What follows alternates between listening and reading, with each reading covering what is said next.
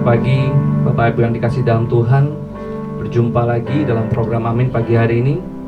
Mari sebelum kita mendengarkan firman Tuhan pagi hari ini, kita memulai dengan menyembah Tuhan, mengucap syukur untuk semua kebaikan Tuhan dalam kehidupan kita. Terima kasih Tuhan. Kami tahu hari ini ada semua karena kebaikan Tuhan dalam hidup kami. Pagi hari kami mengucap syukur Tuhan. Kami mengangkat tangan kami bersyukur kepada Engkau Tuhan.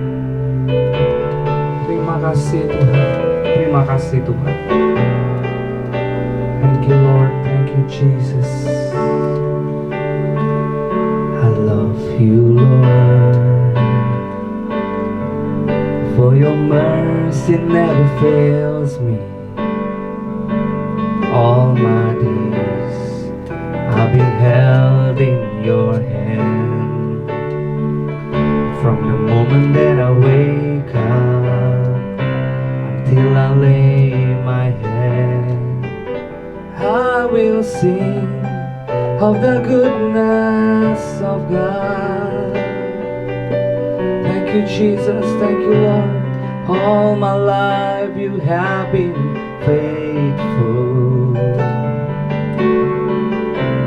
All my life you have been so good. With every breath that I am able, I will sing of the goodness of God. Terima kasih Tuhan. Terima kasih Tuhan. Semua karena kasih setiamu. I love your voice. You have led me through the fire. In darkest night, you are close like no other.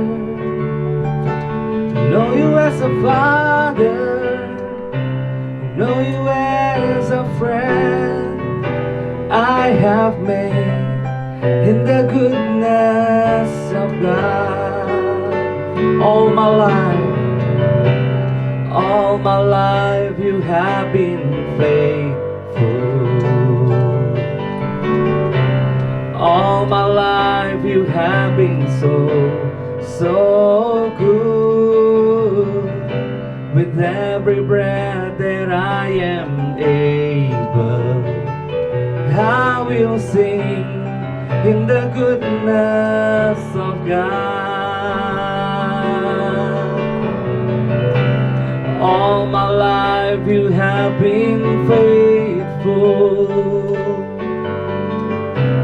All my life you have been so good. With every breath that I am able, I will sing of the goodness of God. Your goodness is running after me. Your goodness is running after me. With my life laid down, I surrender now. I give you everything. Your goodness is running after me. Your goodness is running after me. Your goodness is running after me. With my life laid down, I surrender now. I give you everything.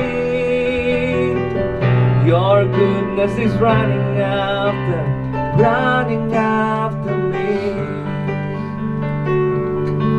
Thank you, Lord. All my life you have been faithful. All my life you have been so good. With every breath that I am able, I'm gonna sing of the goodness of God.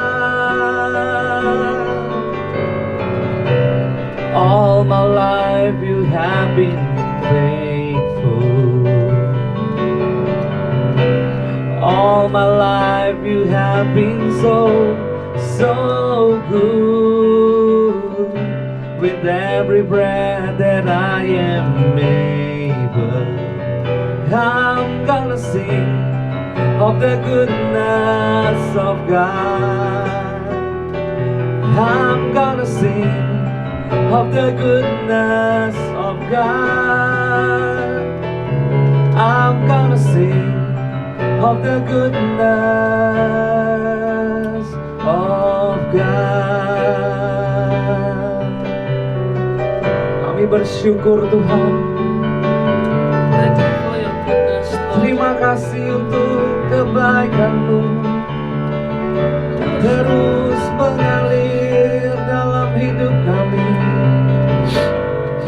Terima kasih Tuhan. Thank you Lord. Kami bersyukur kepadamu. Oh Tuhan, buat anugerah-Mu yang selalu baru dalam hidup kami. Tak berubah kasih dan setia-Mu Yesus. Kami bersyukur, kami bersyukur. Thank you Lord, thank you Lord. Thank you Jesus. Yes Lord. Bapak, kami bersyukur untuk pagi hari ini, di mana kami boleh berkumpul kembali bersama-sama untuk melayani dalam program Amin pagi hari ini. Kami berdoa Tuhan, dimanapun setiap umat-Mu berada, pagi hari ini biar kami boleh mengalami the goodness of God. Dan aku berdoa Tuhan untuk semua orang yang mendengarkan program Amin pagi hari ini dimanapun mereka berada, biarlah kami mengalami goodness of God, kebaikan-Mu dalam kehidupan kami. Pagi hari ini kami siapkan hati untuk kami belajar kebenaran firman-Mu. Berbicaralah di tengah-tengah kami apa yang sudah Tuhan taruh di dalam hati hamba-Mu, dan urapi biarlah hamba bisa menyampaikan semua tepat seperti apa yang Tuhan mau. Dan hamba berdoa Roh Kudus, Spirit of Wisdom, Revelation turun di antara kami, supaya kami boleh mengerti akan kebenaran-Mu ya Tuhan. Kami buka hati, kami mempersilakan Roh Kudus ambil alih dan bekerjalah pagi hari ini di tengah-tengah kami. Dan para malaikat Roh Kudus lakukan bagian kalian, layani umat Tuhan dimanapun mereka berada, supaya mereka semua boleh mengalami Kristus melalui kebenaran-Mu. Dalam nama Yesus kami sudah berdoa dan mengucap syukur. Amin, amin. Shalom, selamat pagi Bapak Ibu Saudara dimanapun Anda berada. Senang sekali kami bersama-sama dengan semua tim bisa melayani Anda kembali dalam program Amin pagi hari ini. Pagi hari ini Roh Kudus menaruh sebuah insight yang kuat di hati saya di dalam Nehemia pasal 9 ayat 30 sampai 38. Dan judul khotbah saya pagi hari ini adalah Goodness of God. Saya berdoa supaya dimanapun Anda berada pagi hari ini, Anda boleh mengalami kebaikan Tuhan, Anda boleh mengalami goodness of God dalam tempat pekerjaan Anda, pelayanan Anda, rumah tangga Anda, dan hidup Anda secara pribadi. I pray from this place, semua Anda dan saya akan mengalami the goodness of God. Nah, kalau saudara pelajari Nehemia pasal 9 ayat 30 sampai 38 dikatakan seperti ini. Namun bertahun-tahun lamanya engkau melanjutkan sabar-Mu terhadap mereka. Dengan roh-Mu engkau memperingatkan mereka, yakni dengan perantaraan para nabi-Mu. Tetapi mereka tidak menghiraukannya, sehingga engkau menyerahkan mereka kepada tangan bangsa-bangsa lain. Tetapi karena kasih sayang-Mu yang besar, engkau telah tidak membinasakan mereka sama sekali, dan tidak meninggalkan mereka. Karena engkaulah Allah yang pengasih dan penyayang. Sekarang ya Allah, Allah kami yang besar, kuat dan dahsyat, yang berperang, yang berpegang pada perjanjian dan kasih setianya. Janganlah kau pandang remeh segala kesusahan yang telah dialami oleh kami, oleh raja-raja kami, pemimpin kami, imam kami, nabi kami, dan nenek moyang kami, yang oleh seluruh umat-Mu sejak zaman raja-raja Asyur sampai sekarang hari ini. Tetapi engkaulah yang benar dalam segala yang menimpa kami, karena engkau berlaku setia. Kamilah yang berbuat fasik, juga raja-raja kami, pemimpin kami, imam kami, dan nenek moyang kami tidak melakukan hukum-Mu. Mereka tidak memperhatikan perintah-perintah-Mu dan peringatan-Mu yang Kau berikan kepada mereka. Dalam kedudukan sebagai raja, mereka tidak mau beribadah kepadamu, walaupun kau telah mengaruniakan kepada mereka banyak kebaikan, yang telah menyediakan bagi mereka tanah yang luas dan subur. Mereka tidak berbalik dari perbuatan-perbuatan mereka yang jahat. Lihatlah, sekarang ini kami adalah budak di tanah yang kau berikan kepada nenek moyang kami untuk mengecap hasilnya dan segala kekayaannya. Kami ini adalah budak. Tanah itu menghasilkan banyak bagi raja-raja yang telah kau tetapkan atas kami karena dosa-dosa kami. Mereka itu memerintahkan sekehendak hati atas diri kami dan ternak kami, sehingga kami dalam kesesakan besar. Berdasarkan semuanya ini, kami mengikat perjanjian yang teguh yang kami catat dengan dibubui materai para pemimpin kami, orang-orang Lewi kami, dan para imam kami. Nah, kalau saudara perhatikan dalam Yeremia pasal 9 ayat yang ke-30 sampai 38, Anda akan menemukan beberapa hal penting. Dan sebelumnya kalau kita membaca Nehemia dari pasal yang ke-9 dari ayat yang pertama sampai 38, Anda bisa menemukan secara keseluruhan sebenarnya ini merupakan perikop yang mencakup adalah timeline yang sangat panjang. Bahkan dari permulaan bangsa Israel, yaitu dari kitab Kejadian hingga kembali kepada bangsa Israel dari pembuangan. Nah, belas kasihan Tuhan yang pertama adalah ketika dia memanggil Abraham. Lalu Abraham diberikan janji yang begitu limpah, termasuk memberikan tanah perjanjian yang akan dinikmati oleh Abraham dan keturunannya. Begitu besar belas kasihan Tuhan kepada umat pilihannya, sehingga dia mengikat janji kepada Abraham dan menepati janji kepada Abraham tersebut. Lalu saudara, lebih dari 1000 tahun lewat pun Tuhan tetap memegang janjinya kepada Abraham. Dia tidak lalai menjalankan apa yang telah dia janjikan. Nah, belas kasihan berikutnya saudara dirasakan umat Tuhan ketika mereka berada dalam perbudakan di Mesir. Tidak ada yang memperdulikan mereka, tidak ada yang memperhatikan mereka, tidak ada yang berjuang demi hak mereka yang telah diinjak-injak oleh orang Mesir. Tetapi dalam keadaan mereka terdesak tanpa pengharapan, Tuhan kembali berbelas kasihan kepada mereka dan memanggil mereka umatnya seperti yang dijanjikannya kepada Abraham, Ishak, dan Yakub. Tuhan menghancurkan bangsa itu dan kita semua tahu ceritanya bagaimana Tuhan berkali-kali menyelamatkan mereka, bahkan membebaskan mereka dari perbudakan. Nah, kasih kesetiaan Tuhan ini juga dirasakan oleh mereka ketika para hakim dan juga para raja berkali-kali, garis bawahi, berkali-kali menyakiti hati Tuhan. Mereka mulai menyembah berhala dan sebagainya. Mereka mengabaikan perjanjian Tuhan dan mereka mengabaikan juga Tuhan. Mereka membuang Tuhan dan mereka sujud menyembah kepada berhala. Maka Tuhan membuang mereka dan membiarkan mereka tinggal di bawah kuasa bangsa-bangsa lain atau jadi budak, saudara. Dan itu yang dicatat, saudara. Dan mereka dibiarkan Tuhan. Dan kenapa? Karena sakit hati Tuhan, karena begitu besar ketidaksetiaan mereka kepada Tuhan. Tetapi belas kasih dan Tuhan tetap kembali muncul, dan Tuhan memulihkan kembali keadaan mereka, memanggil mereka kembali ke tanah perjanjian yang telah diberikannya kepada keturunan Abraham, Ishak, Yakub. Maka ketika mereka sekarang telah dipulihkan, maka para pemimpin memanjatkan seruan kepada Allah, memohon supaya Tuhan memberikan belas kasihan kepada bangsa ini. Mereka memohon supaya Tuhan menjagai hati bangsa ini, selalu ingat kepada bangsa ini yang sangat cemar dan berdosa ini. Bahkan hingga pada zaman Nehemia, saudara, Israel masih tunduk kepada raja-raja Persia. Itu sebabnya mereka terus memohon belas kasihan Tuhan supaya Israel dapat dipulihkan kembali keadaannya. Keadilan dan kebenaran akan ada dan dinyatakan kepada umatnya. Mereka sadar semua goodness of God, kebaikan-kebaikan Tuhan yang mereka alami di zaman nenek moyang mereka. Lalu akhirnya kalau Anda baca dalam ayat yang terakhir, mereka sepakat memperbarui perjanjian mereka bersama dengan para pemimpin, dengan imam. Mereka sadar sekalipun mereka meninggalkan Tuhan, mereka berbalik kepada Tuhan, Tuhan tetap menyatakan kebaikannya. That's it. Itu saja, saudara, yang mereka akhirnya memutuskan. That's why, saudara, mereka akhirnya memutuskan untuk kembali kepada Allah dan mohon belas kasihan Tuhan. Dan mereka berkata, Engkau memegang perjanjian kepada beribu-ribu keturunan, Engkau begitu baik, Engkau begitu luar biasa, dan sebagainya. Dan mereka kembali mengingat kebaikan Tuhan yang dialami oleh nenek moyang mereka. Apa sih kebaikan Tuhan? Terlalu banyak. Mulai dari Tuhan menepati, memperlihatkan tanda, mulai mereka di Mesir, Firaun, saudara.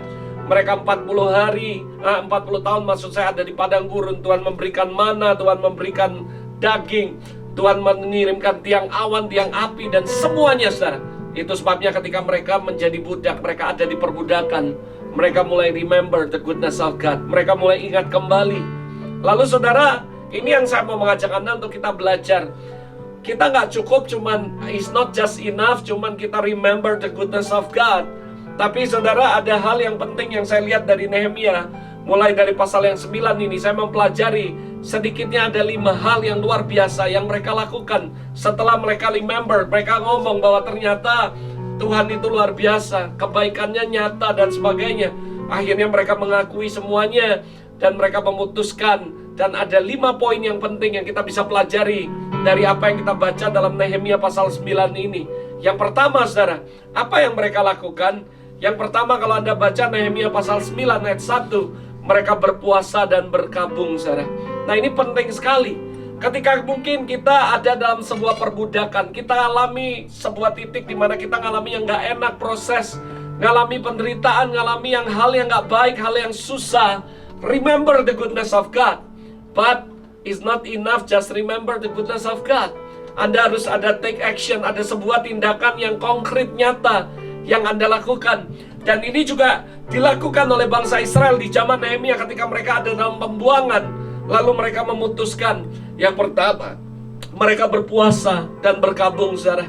Nah, kalau Anda perhatikan dalam perjanjian lama, adalah sesuatu yang lazim atau yang biasa, yang normal. Ketika seseorang menunjukkan kesedihan yang ada di dalam hatinya melalui hal-hal yang lahiriah, yaitu puasa, penggunaan kain kabung. Bahkan saudara, beberapa mereka menaruh abu dan tanah di atas kepala mereka. Anda bisa lihat bagaimana ketika Mordekai, Anda lihat bagaimana Ayub, bagaimana semuanya. Dalam perjanjian lama itu hal yang wajib, lazim maksud saya. Ketika orang mengekspresikan kesedihan yang dialami yang begitu dalam, kesedihan yang begitu dahsyat, maka mereka akan puasa, mereka akan pakai pakaian kabung, dan mereka akan menaruh abu dan juga tanah di atas kepala mereka. Nah, tetapi kalau Anda perhatikan dalam perjanjian baru, banyak hal-hal yang lahiriah dalam perjanjian lama itu disingkirkan. Anda bisa baca dalam Yohanes 4 ayat 19-24. Karena itu saudara, sekarang kalau kita sadar akan dosa kita, kita mengalami sebuah penyesalan, pertobatan. Yang mesti kita lakukan adalah yang pertama, bukan kita ambil tanah atau abu, atau cuman berpakaian kabung, saudara. Bukan berarti puasa enggak. Ada sampai hari ini dalam perjanjian baru orang puasa. Tapi pada lazimnya dulu orang puasa pakaian kabung dan dia menaruh abu dan tanah di atas kepalanya. Nah, zaman sekarang, saudara, bukan sesuatu yang lahiriah saja. Mungkin kita tetap puasa, tapi yang terpenting menurut saya bukan sesuatu yang lahiriah yang dilihat. Tapi yang pertama, ketika kita mungkin dalam kesedihan dan kita sadar, remember the goodness of God.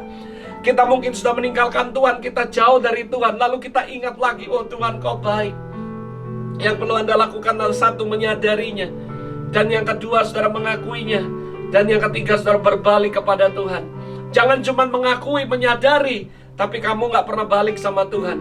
Harusnya saya percaya, hal yang lahiriah bukan berarti tidak boleh Anda lakukan. Anda boleh merendahkan diri, puasa. Tapi saudara, yang terpenting adalah saudara menyadari dan mengakui. Gimana Tuhan mau mengampuni kamu kalau kamu gak pernah mengakui apa yang kamu lakukan. Menyadari yang pertama, betapa dalamnya engkau sudah jatuh, betapa jauhnya engkau sudah meninggalkan Tuhan. Lalu yang kedua, akui di hadapan Tuhan semua dosa-dosamu, semua perbuatanmu yang mungkin kamu menjauh dari Tuhan, semua hal-hal yang gak benar, semua yang gak baik yang kamu lakukan kepada Allah. Padahal Dia sudah menyatakan begitu banyak kebaikannya. Remember, saudara, the goodness of God. Saya percaya sambil Anda menyaksikan program Amin saat ini, kalau saya suruh Anda ketik, coba tulis apa kebaikan yang Anda alami. Saya yakin ada begitu banyak. Mungkin kita berkata, chat ini gak akan bisa karena terlalu banyak. Mulai dari 10 tahun yang lalu, 5 tahun yang lalu, 11 tahun yang lalu. Mungkin dulu kau pernah sakit dan hampir mati, gak ada orang yang bisa nolong, tapi Tuhan menolong Anda. Dan Anda mengalami mujizat. Mungkin Anda dulu bangkrut, punya banyak utang, keterikatan, lalu Tuhan lepaskan semuanya. Lalu tanpa Anda sadari, ketika Anda mengalami kebaikan Tuhan, miracle, kesembuhan, mujizat, Anda dengan mudah melupakan Tuhan dan meninggalkan Tuhan. Dan itu yang terjadi di zaman itu, saudara. Mereka mulai meninggalkan Tuhan, mereka mulai menyembah, mereka mulai melakukan hal-hal yang gak benar, saudara. Sehingga mereka diberikan Tuhan ada dalam kuasa bangsa lain. Dan akhirnya mereka menyadari, mereka remember bahwa Tuhan itu terlalu baik. Bahkan nenek moyang mereka mengalami begitu banyak goodness of God. Dan akhirnya mereka mengambil sebuah keputusan untuk berpuasa dan berkabung, saudara. Ini adalah sikap hati yang benar, yang baik, yang kita perlu contoh dari Yeremia pasal 9 ini, saudara. Hal yang pertama, sekali lagi, kalau mungkin Anda ada dalam kesedihan besar, ada dalam sesuatu yang mungkin titik terendah dalam hidup Anda, remember the goodness of God. Lalu take sebuah action dalam hidup Anda, menyadarinya, mengakuinya, dan bertobat dan berbalik kepada Allah, saudara. Ini yang dilakukan oleh bangsa Israel di zaman itu, saudara. Hal yang kedua, kalau Anda baca di ayat yang kedua, pasal 9, mereka memisahkan diri dari bangsa-bangsa lain, saudara. Memisahkan diri bukan berarti ini eksklusif. Ini bukan sebuah tindakan yang berarti kita nggak mau berteman sama orang lain. Tidak, saudara. Ini adalah tindakan pengudusan dan penyerahan diri total kepada Allah. Ini bukan sebuah kesombongan. Karena 1 Korintus 15, 33, 34 berkata bahwa pergaulan yang buruk merusak kebiasaan yang baik. Tuhan bahkan memberikan peringatan kepada mereka untuk tidak sembarang menikah dengan bangsa lain. Kenapa, saudara? Karena mereka tahu, Tuhan tahu bahwa mereka akan dipengaruhi. Saudara remember cerita tentang the King of Salomo? King Solomon, saudara. Raja Salomo sudah diperingati Tuhan. Nanti istri-istrimu akan mencondongkan hatimu kepada ilah-ilah mereka. Dan ini terjadi, saudara. Saudara, Tuhan mau supaya mereka menguduskan diri mereka. Dan ini yang mereka lakukan, memisahkan diri dari bangsa lain. Tujuannya apa? Supaya pengaruh-pengaruh dunia, terutama yang ada dalam bangsa-bangsa, tidak masuk dalam kehidupan kita. Kalau saudara perhatikan kehidupan di Eropa, pergaulan dan sebagainya, bahkan di beberapa negara yang terlalu modern, bagi mereka seks is a normal, saudara. Sex before marriage is a normal. Kissing before marriage is a normal. Nah, ini yang berbahaya. Sehingga saudara, ketika kita tidak memisahkan diri dari bangsa lain, artinya budaya, nggak semua budaya mereka baik. Nggak semua hal-hal yang positif mungkin bagi orang lain, tapi belum tentu buat kita. Bagi mereka kita harus mandiri. Oh, nggak apa-apa, menikah, tinggal bersama, kumpul kebo, apapun itu normal. Di luar negeri mungkin itu hal yang biasa. Tapi saudara, itu bisa merusak, saudara. Itu sebabnya dikatakan mereka memisahkan diri mereka dari bangsa lain. Bukan mereka eksklusif atau sombong, tapi Tuhan mengingatkan kita untuk kita tidak boleh sama dengan dunia. Remember, semua pengaruh buruk dari dunia nggak boleh masuk dalam kehidupan kita. Sekali lagi Tuhan mengingatkan kita, remember the goodness of God. Dan ayo, yang pertama, merendahkan diri Anda, berpuasa, berbalik kepada Allah. Dan yang kedua, kita harus memutuskan. Itu sebabnya Roma pasal 12 ayat 1 dan 2 berkata, selain mempersembahkan tubuh kita nggak boleh sama dengan dunia, tapi berubah, saudara. Kita nggak boleh sama dengan bangsa-bangsa yang lain, saudara. Mungkin mereka punya budaya yang berkata is normal, tapi kita nggak boleh. Apapun yang nggak sesuai dengan firman Tuhan, sekalipun itu budaya dari bangsa-bangsa yang modern, yang maju, kita harus berkata no, saudara. Karena kenapa, saudara? Tuhan mau supaya kita memisahkan diri dari bangsa-bangsa. Bukan eksklusif, tapi pengaruh-pengaruh buruk yang diberikan, sehingga kita menjadi terpengaruh oleh mereka. Nah, saudara, begitu juga bangsa Israel hari itu. Tuhan mau supaya mereka tidak terkontaminasi oleh kebiasaan bangsa-bangsa lain, yang akhirnya bukan cuma mengkontaminasi mereka. Apa yang mengkontaminasi mereka adalah kawin campur, yang pada akhirnya di piagam perjanjian yang mereka buat di ayat yang terakhir pasal yang ke-10, saudara, termasuk di listing awal dalam janji mereka kepada Allah, mereka sadar bahwa dengan siapa mereka bergaul, dengan siapa mereka sering menghabiskan waktu, maka orang atau komunitas itulah yang akan membentuk kebiasaan, bahkan karakter kehidupan bangsa Israel.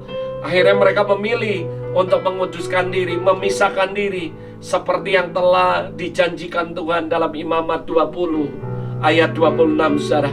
Dikatakan, kuduskanlah bagi kamu, kamu bagiku, sebab aku ini Tuhan kudus dan yang telah memisahkan kamu dari bangsa-bangsa lain, supaya kamu menjadi milikku, saudara.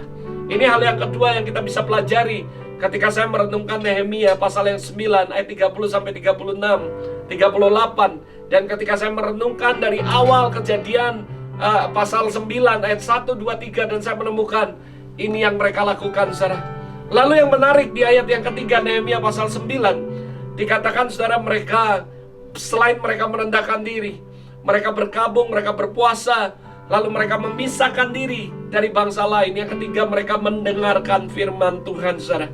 Nah, ini yang menarik, saudara. Kalau Anda pelajari di situ, mereka mendengarkan firman Tuhan.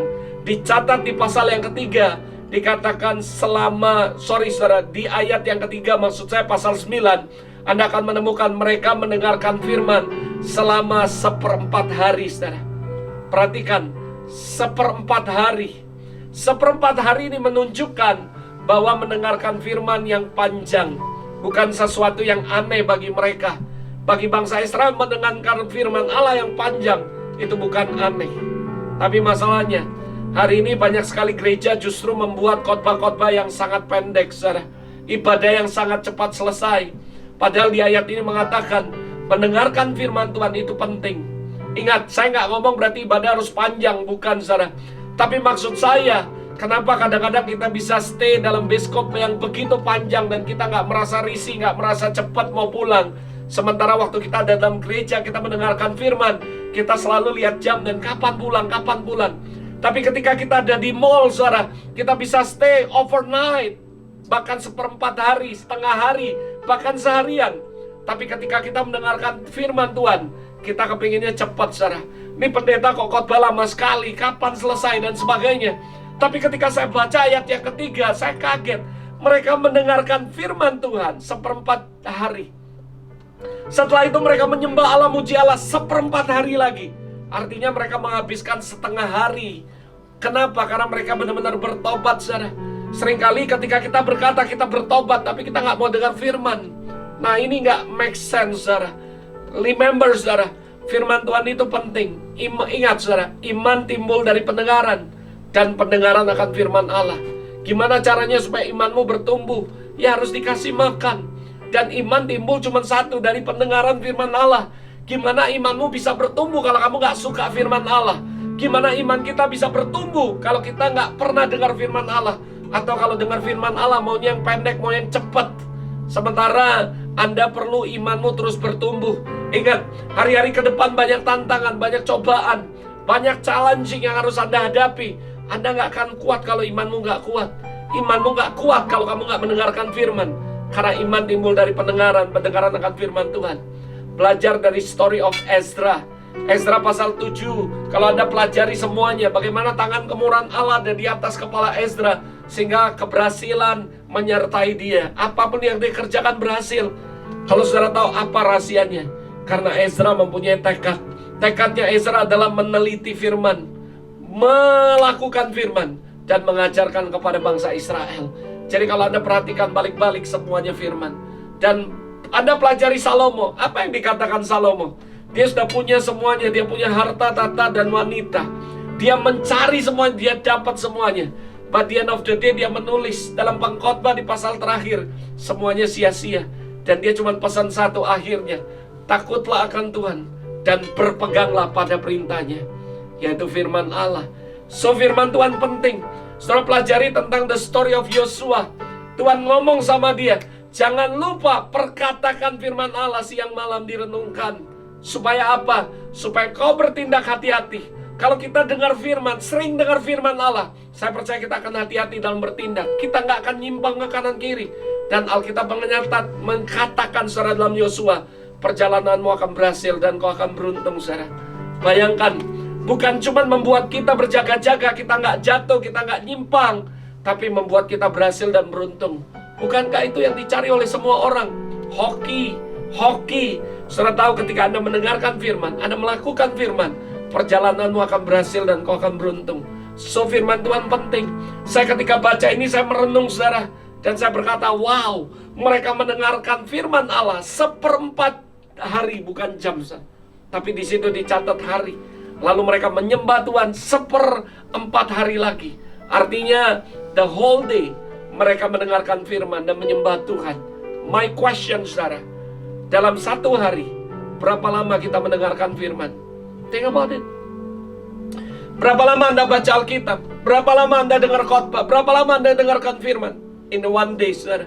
Yang kedua, mana lebih banyak yang Anda dengar? Anda dengar musik atau Anda dengar Alkitab? Anda lebih banyak menghabiskan waktu di mana? Sosial media atau firman Allah? Anda lebih banyak menghabiskan waktu dengan hobi Anda atau firman Allah, saudara? Dan Anda menghabiskan, sekali lagi, saudara, semua aktivitas Anda lebih banyak atau daripada firman Allah? Think about it. Padahal firman Allah penting sekali, saudara. Ingat Yosua 1 ayat 8 jelas sekali berkata, jangan engkau lupa memperkatakan Taurat ini, lalu renungkan siang dan malam, saudara. Saya ngomong gini bukan berarti, wah kalau pengkhotbah harus khotbahnya panjang-panjang. Nggak mesti juga. Kalau panjang ngolor ngidul juga untuk apa, saudara? Tapi maksud saya, lebih banyak habiskan waktu dengan firman Allah. Read the Bible every day. Dengarkan khotbah, dengarkan firman Allah.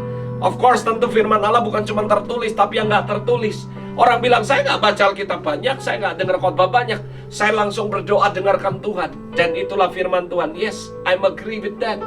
Tapi berapa banyak orang bisa mendengarkan Tuhan langsung? Yang kedua, kalau yang tertulis saja kamu nggak dengar, apalagi yang mau yang nggak tertulis, saudara. Saudara, saya yakin kalau kamu setia perkara kecil, kamu lakukan apa yang tertulis, maka saya percaya kamu akan dapat perkara yang lebih besar. Dia akan bicara secara audible dalam hidup Anda. Percayalah, sekalipun dia berbicara secara audible dalam hidup Anda, kita tetap butuh dengar firman. Kita tetap baca firman. Kita tetap merenung firman. Karena buat saya pada mulanya adalah firman. Firman adalah manusia. Dan Allah itu sendiri, Allah berubah menjadi manusia. Dan artinya firman itu adalah Allah. Dan artinya, saudara, ketika Anda baca firman, Anda sedang bersekutu dengan Allah. Dan buat saya, as a Christian, kita bukan cuma jago nyembah Tuhan, doa, bahasa roh, tapi kita harus kuat dalam firman. Kita bukan cuma bisa penglihatan, pendengaran, tapi kita harus kuat dalam firman. Dan menurut saya, firman menjadi sebuah direction. Firman adalah pelita bagi kakiku, terang bagi jalanku. That's what the Bible say.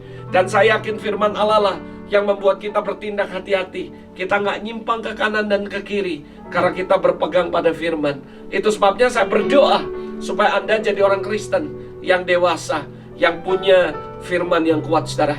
Penting sekali buat kita untuk seperti Ezra, bertekad bukan cuma sekedar baca, tapi mulai meneliti firman. Berdoa, minta Roh Kudus menyingkapkan firman-firman. Saya ketika baca ini, saya berkata, wow, that was amazing. Setengah hari, 1/4 hari, mereka menghabiskan waktu untuk firman. Dan ini membuat saya bertekad untuk lebih banyak waktu lagi spend with the word of God. Dan saya berdoa, dimanapun Anda berada, yuk mulai hari ini make a decision untuk spend time lebih banyak lagi untuk firman Allah, mendengarkan firman Allah. Yang keempat, setelah mereka mendengarkan firman Allah, mereka punya respon yang luar biasa. Mereka ditegur oleh firman Allah. Mereka membaca, merenungkan firman Allah. Mereka merespon dengan apa?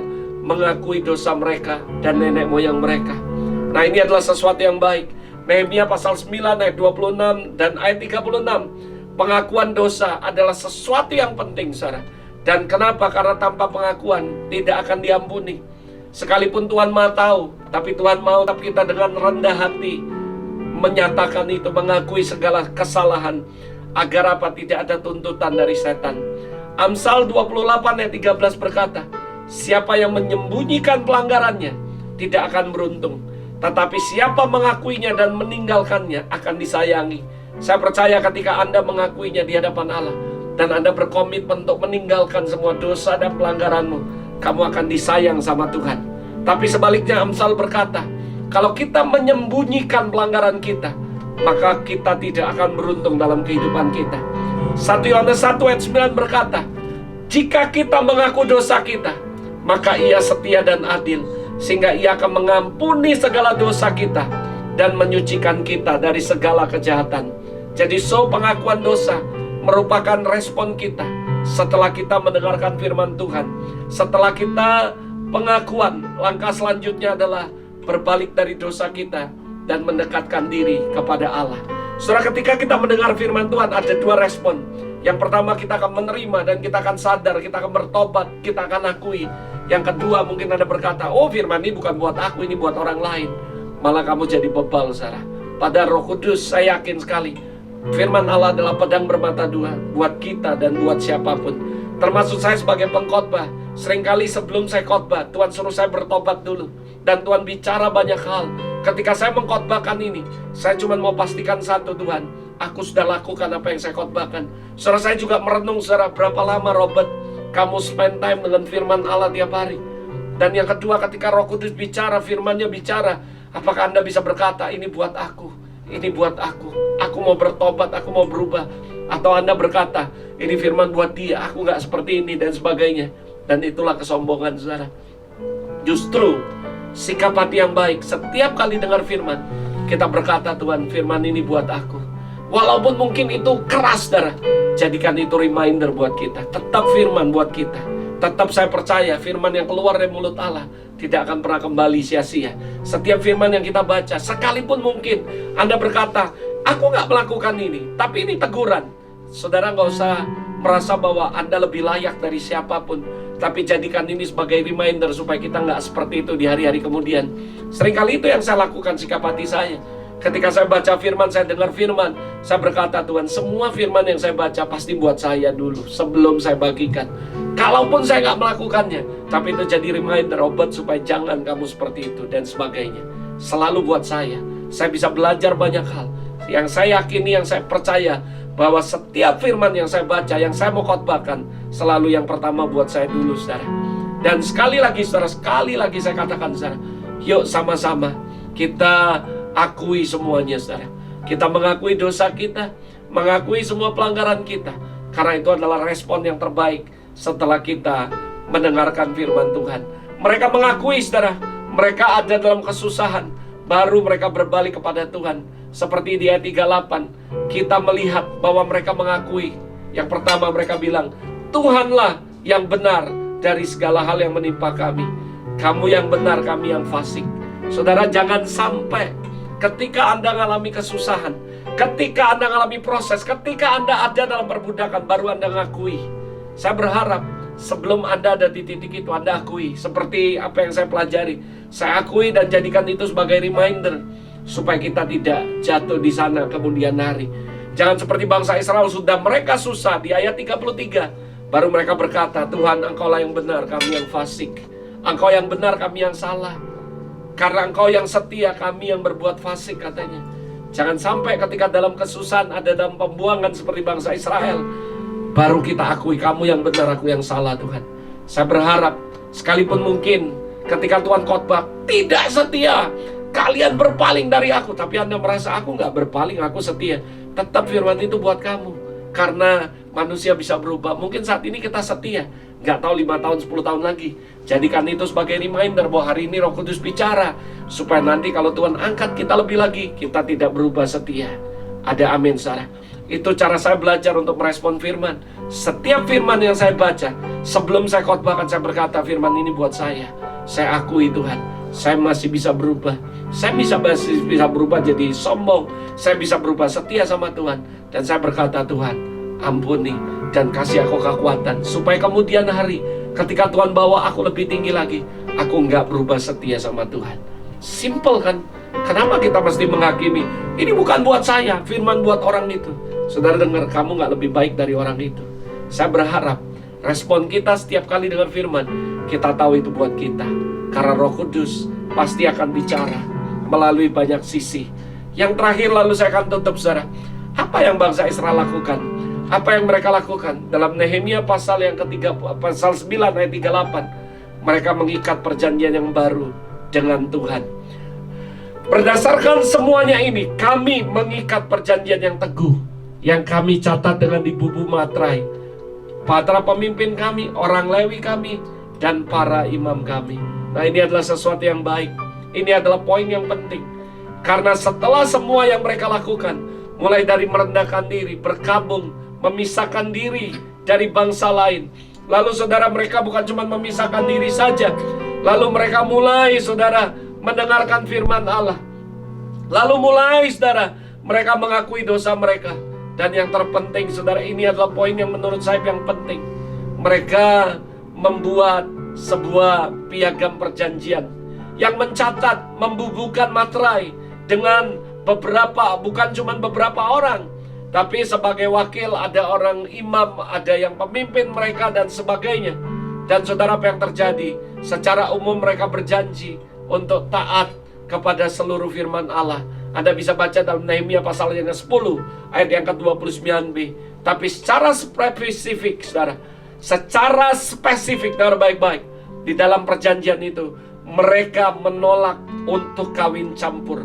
Dan mereka memelihara dan menaati peraturan hari Sabat, hari raya dan tahun Sabat, dan juga mengenai persembahan-persembahan yang lain. Intinya, sekali lagi, setelah bertobat, mereka memilih untuk belajar, berubah, dan taat kepada Tuhan.